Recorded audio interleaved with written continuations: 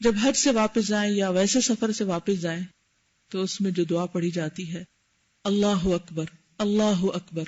اللہ اکبر، سبحان الذی سخر لنا ھذا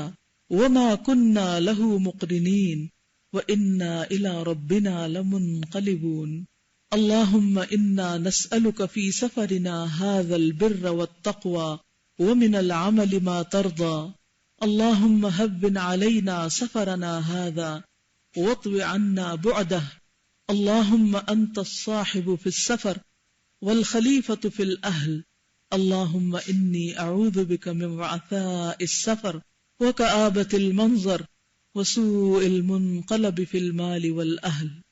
آئبون تائبون عابدون لربنا حامدون. پہلا حصہ وہی ہے جو ہم پہلے پڑھ چکے ہیں. پڑھیے آئبون تائبون عابدون لربنا حامدون. اس کا ترجمہ ہے ہم لوٹنے والے ہیں، یعنی سفر سے واپس آ رہے ہیں، توبہ کرنے والے ہیں اپنی ساری غلطیوں کی جو سفر کے دوران ہوئی، عبادت کرنے والے ہیں، یعنی صرف مکہ ہی میں نہیں عبادت کرتے رہے بلکہ واپس آ کے بھی کریں گے، اور اپنے رب کی تعریف کرنے والے ہیں. لربنا حامدون، کیونکہ اللہ سبحانہ و تعالیٰ ہی کے لیے حق ہے کہ اس کی تعریف کی جائے.